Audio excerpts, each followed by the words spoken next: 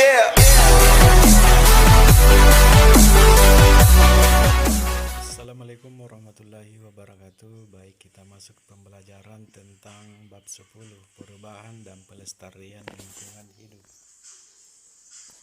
Berdasarkan gambar, coba perhatikan apa yang Anda ketahui tentang penerapan biologi dalam kehidupan masa kini.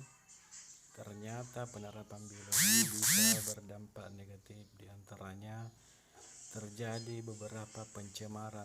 Pada gambar nampak pencemaran air, pencemaran udara, dan pencemaran tanah. Pengertian lingkungan hidup menurut Undang-Undang Nomor 23 Tahun 1997, lingkungan hidup adalah kesatuan ruang dengan semua benda, daya, keadaan, dan makhluk hidup yang mempengaruhi kelangsungan hidup seluruh makhluk hidup.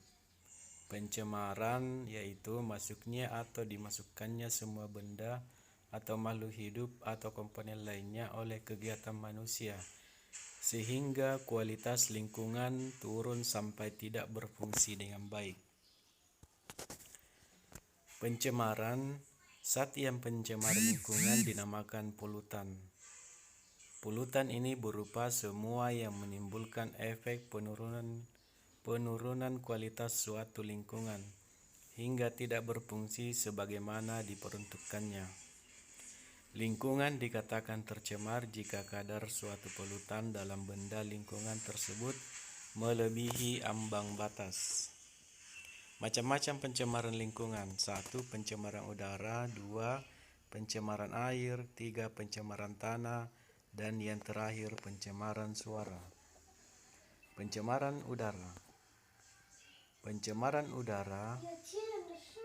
udara yang terdapat pada atmosfer terdiri dari 78% gas nitrogen, 21% gas oksigen, 0,93% gas argon, 0,032% gas karbon dioksida, dan sejumlah kecil gas lainnya.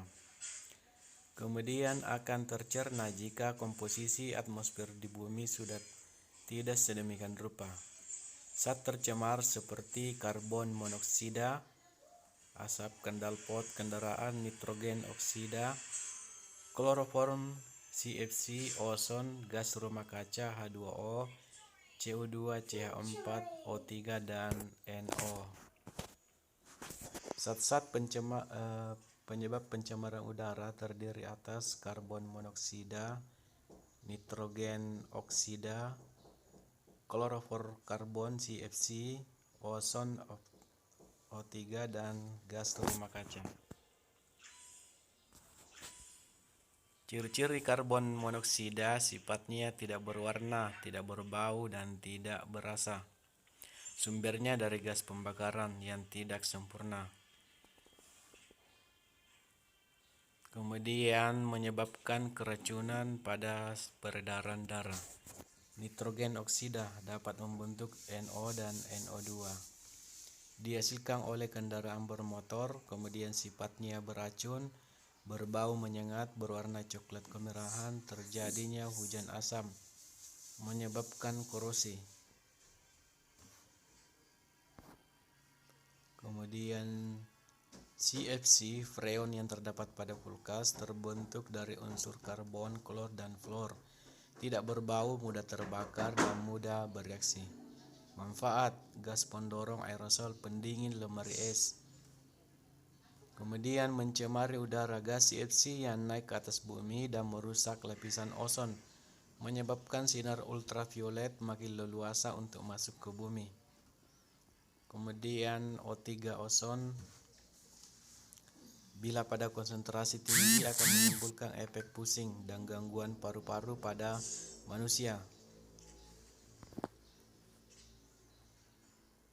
Lapisan ozon yang berlubang di kawasan Antartika pada gambar di atas. Pada tahun 2006-2007 terjadi peningkatan sampai dengan tahun 2010. Gas rumah kaca berupa H2O, CO2, CH4, O3, dan NO. Atmosfer adalah lapisan udara yang menyelimuti bumi. Atmosfer tersusun dari berbagai macam gas yang menjadi filter pelindung bumi. Contohnya melindungi kontak langsung dengan meteorit dan sinar ultraviolet. Lapisannya menjadi 4 bagian: troposfer, jaraknya 0 sampai 10 km. Stratosfer 10 sampai 60 km, mesosfer 60 sampai 120 km, termosfer 120 sampai luar bumi. Efek rumah kaca adalah keadaan di mana sinar matahari yang menembus lapisan gas-gas tersebut akan dipantulkan kembali ke bumi.